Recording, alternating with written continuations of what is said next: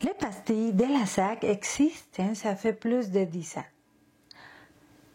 Les pastilles de la SAC ont été créées pour vous faciliter la tâche d'identifier les produits, votre produit favori. Chaque pastille a un profil différent, un goût différent, une particularité. Cependant, souvenez-vous que chaque personne a son propre palais, a ses propres goûts. Tous les goûts sont dans la nature et chaque personne est unique. Je suis Susana Ochoa. Bienvenue à la beauté du vin. Cabral, depuis 20 ans au Québec, est fier de vous présenter cette émission.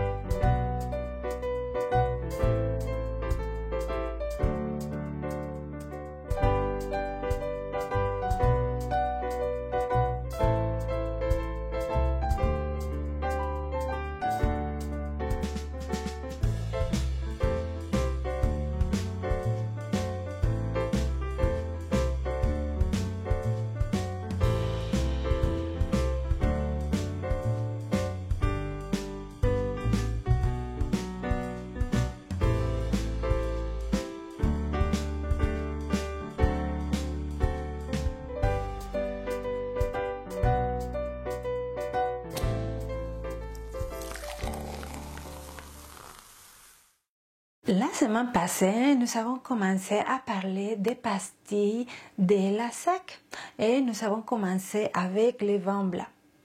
Là, on va avec les vins rouges. On va aller en ordre, donc on va commencer avec la pastille fruitée et légère. Ce type de pastille va nous offrir des vins légers et fruités. Normalement, ces produits seront avec une robe rouge cerise, avec une robe rouge cerise presque transparente. Vous pouvez voir les doigts même à travers le verre, non? À travers le vin. Ils vont nous donner un vin avec des arômes subtils, des arômes légers, surtout des arômes de fraises et de framboises. Un vin léger avec peu d'acidité, presque rien qui va à déranger. Non plus avec les tanins. Les tanins seront souples, vraiment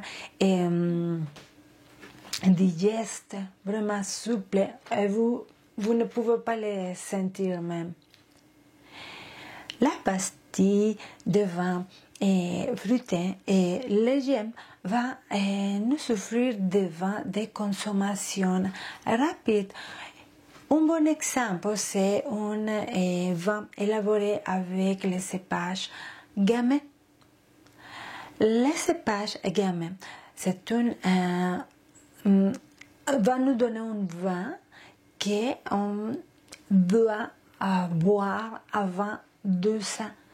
C'est une consommation rapide. C'est sûr qu'il y a des vins élaborés avec du gamay qui sont des vins de garde, oui, c'est sûr. Mais là, on parle de la pastille fruitée et légère. Si vous êtes une personne qui commence à déguster le vin, là, ça c'est pour vous. Une pastille fruitée et légère. Vous allez graduellement à monter et ça sera bien pour commencer. Si vous êtes une personne qui n'aime pas la sensation des tabac dans la bouche, une pastille fruitée et légère, c'est bien pour vous. J'aimerais vous présenter les premiers produits. Voici un vin de l'Italie, Vento di Mare, élaboré avec Nero d'Avola et Cabernet Sauvignon. Un vin biologique, un vin qui vient de l'Italie. Un vin léger, un vin fruité, un vin produit avec des raisins biologiques cultivés dans les vignobles qui sont situés dans l'île de la Sicile. Un vin fruité, un vin avec une acidité discrète, un vin goulayant, un vin facile à boire, un vin pour tous les jours. On continue avec les vins fruités et généreux. Un vin fruité et généreux, c'est un peu plus de fruits dans le verre. Une pastille fruitée et généreux va nous offrir un vin rouge et rubis, tandis qu'une léger c'est plus cerise. Donc, un vin avec une robe rouge rubis un peu plus rouge intense que le léger, avec des arômes un peu plus intenses, plus généreux en fruits, plus de chair, plus de corps, et plus de fruits, et plus juteux que la pastille fruitée légère. Il s'agit normalement d'un vin facile à boire également. Un vin avec les tanins souples, mais qu'on va les sentir plus que les légers. Et un vin à boire dans sa jeunesse. Un vin qui ira très bien, surtout avec les mets épicés. Au Mexique, ça c'est le type de vin qu'on prend quand on prend du vin, parce que c'est beaucoup plus généreux, beaucoup plus de fruits. Donc, pour notre nourriture épicée et condimentée, ça va super bien. Pour les viandes grillées, comme on les cuisine au Mexique, ça va super bien. Pour les nachos, pour les grillades, pour los tacos, un vin fruité et généreux, c'est ce que les Mexicains, que les Latinos vont prendre normalement. J'ai avec moi quelques vins pour vous suggérer, généreux et fruités. Mon premier est un italien, le Corvo. Corvo 2019. Bon, Corvo est un italien qui vient de la Sicile également, avec des arômes de cerises confits, d'épices douces, de prunes, une bonne acidité, un vin sec, un vin mi-corsé, un vin généreux, un vin avec une bonne structure, un vin succulent, un vin qu'on va prendre pour un repas mexicain. Mon deuxième vin, c'est un autre italien. Il s'agit de Giorio, Montepulciano d'Abruzzo. Bon, voici un vin bio, très fruité, un vin très bon, très succulent, élaboré 100% de cépage Montepulciano et vieilli 11 mois en fût de chêne. C'est un vin parfumé, un vin riche en saveur, et c'est un vin qui va très bien avec une lasagne, avec les pâtes. C'est un vin sec, aromatique, fruité, avec une bonne persistance. Bon, là, nous sommes rendus avec les vins aromatiques et souples. J'ai avec moi un bon exemple. Les vins de cette catégorie aromatique et souple vont nous donner des produits avec une robe rouge plus violacée, beaucoup plus colorée.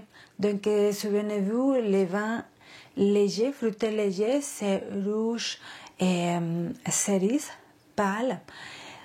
Les généraux sont des rouges et la robe est rouge et rubis, un peu plus foncé. Et les vins aromatiques et souples sont des vins qui vont nous offrir une robe plus foncée, plus violacée, beaucoup plus colorée. Les vins de la pastille aromatique, aromatique et souple sont des vins qui vont nous donner beaucoup plus de fruits en bouche, beaucoup plus des arômes en nez. Ça va sentir beaucoup les arômes des fruits mûrs et ça va sentir beaucoup plus les bois, ça va sentir beaucoup plus la vanille et le caramel, le pain grillé.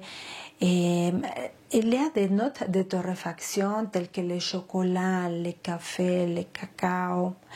Un vin aromatique et souple est dominé par les parfums et par les saveurs qui sont beaucoup plus intenses. Et voici mon bon exemple. Durum Colheita 2018 est un vin qui va sentir beaucoup la violette. Un vin qui va goûter beaucoup les fruits rouges en confiture et la prune et la mocha, non? Les notes de torréfaction.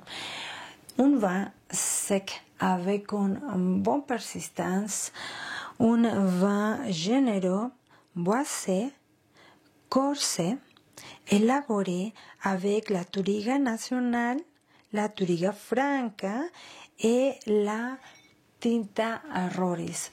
Un vin avec un excellent rapport qualité-prix. La pastille aromatique et charnue va nous offrir des vins beaucoup plus corsés, beaucoup plus corpulents, beaucoup plus costauds. Et ça, c'est ma pastille, par exemple. J'aime beaucoup les vins costauds, corpulents et les vins capitaux, les vins avec beaucoup de présence. La pastille aromatique et charnue va nous offrir des vins avec une robe violacée, mais beaucoup plus foncée, vraiment presque noire, vraiment foncée, très puissante en arômes, surtout des arômes et des cassis de fruits noirs en confiture, tels que la prune, les figues, et les mûres par exemple, et les bois. Beaucoup de bois au nez et des fois du tabac. Et la vanille, beaucoup de notes de torréfaction, et le caramel, le café, le chocolat également. On va sentir les tanins vraiment présents. Les tanins sont là, non? On va les sentir dans les sensi et ils vont avoir une bonne persistance, une longue persistance. Ils sont des vins épicés, des vins puissants, et des vins vraiment parfumés, costauds, avec beaucoup de présence. Donc, ça c'est ma pastille à moi. J'ai avec moi un bon exemple. Los vinos españoles, les vins espagnols sont toujours bon. Surtout si vient de la Rioja. Sont des vins assez costauds, corpulents, avec beaucoup de présence, tout comme un taureau, non? Comme une corrida de toros. Donc, j'aimerais vous présenter Cerro Añón, Reserva de La Rioja. Bon, voici un espagnol vraiment succulent. Un espagnol issu de Tempranillo, de Mazuelo, de Garnacha Tintorera et de Graciano. Un rouge vraiment gourmand, savoureux, un vin costaud avec beaucoup de goût de barrique, avec un goût de fruits vraiment incroyable. Un vin vraiment recommandé, une bonne suggestion de vin. Si vous voulez faire un cadeau, là, c'est un bon cadeau pour le patron, beaucoup de présence. Un autre vin que j'aimerais vous présenter, c'est un vin de la France. Le vin noir 2016. Bon, le vin noir 2016 qui vient de l'appellation bruloise est un vin qui ira super excellentement bien avec un gibier. Élaboré de Malbec, de Tannat et de Merlot. Donc, voici les cépages qui sont vraiment qui vont nous donner des vins corpulents, que c'est le Tannat et le Malbec. Donc, là, on pense tout de suite au gibier, les viandes avec un goût assez fort, avec un goût avec beaucoup de présence. Donc, le vin noir est un vin avec beaucoup de caractère et beaucoup de fruits noirs cuits, et beaucoup d'épices, beaucoup de violettes, et beaucoup de réglisse en bouche également. Là, nous sommes rendus avec un vin de caractère, un vin avec une pastille aromatique et charnue.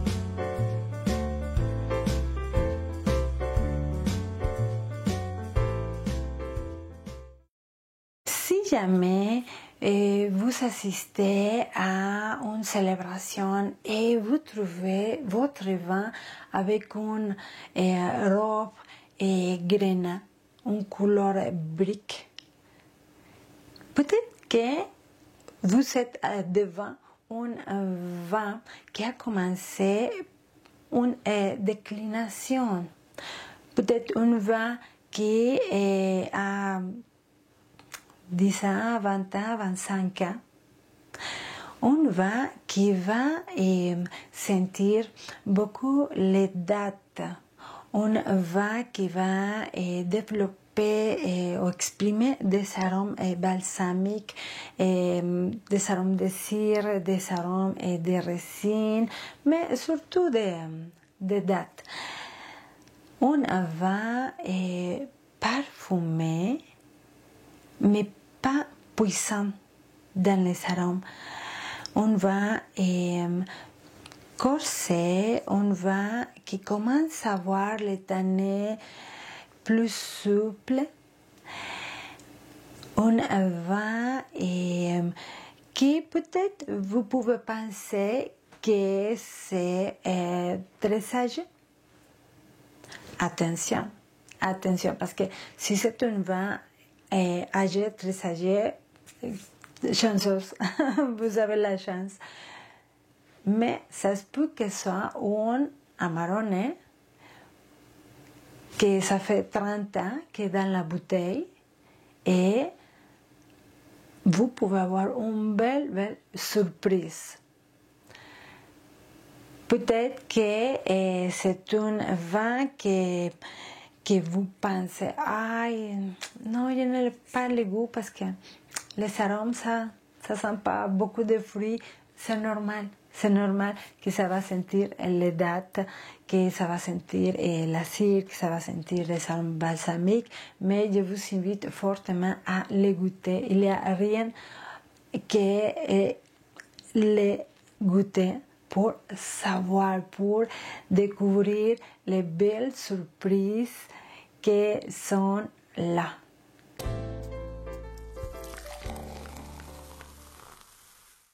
Bon, et dans les rouges, nous avons également les vins pour le dessert, c'est pas juste pour les blancs. Dans la gamme de vins blancs que nous avons vu la semaine passée, je vous ai présenté les fruités doux, les fruités extra doux. Et nous avons vu une cidre de glace de Québec et nous avons vu également une sauterne. Là, en rouge, j'aimerais vous présenter un des rois, c'est le Porto. Donc, voici Taylor Flatgate Late Bottle Vintage Porto.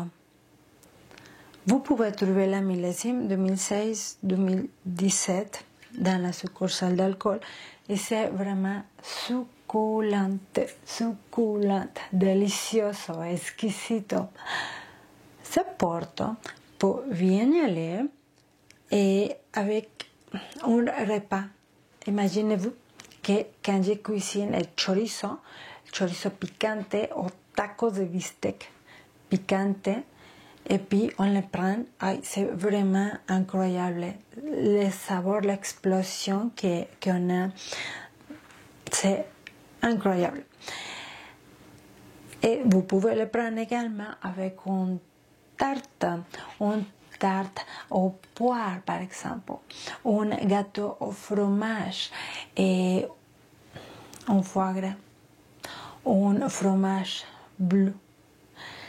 Cette Porto, c'est un de Porto qui va vous offrir beaucoup de saveurs, des arômes, avec une présence, un corps que vous allez sentir vraiment. J'ai le goût de brand.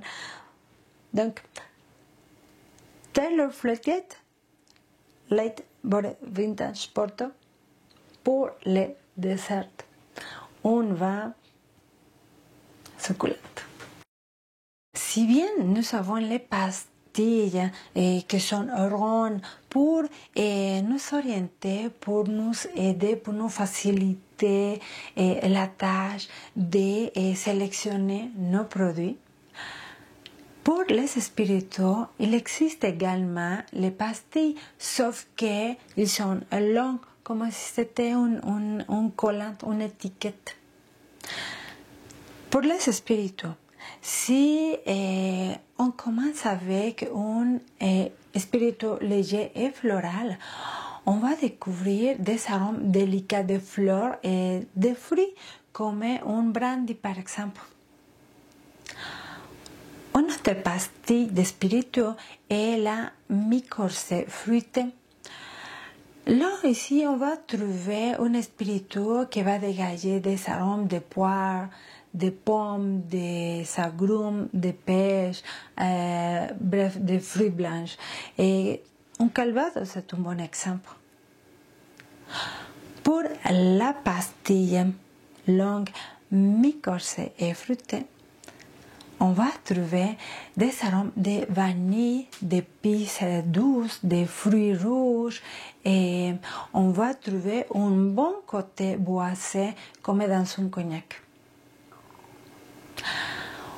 Une pastille corsée et complexe va nous offrir un produit avec des épices, de torréfaction, des bois et même des arômes de noix comme un whisky par exemple. Et finalement, une pastille corsée fumée qui va se remarquer surtout pour les notes de iode, pour les notes fumées, et on va le trouver surtout dans un scotch. Merci beaucoup pour cette émission. À la semaine prochaine. Cabral, depuis 20 ans au Québec, est fier de vous présenter cette émission.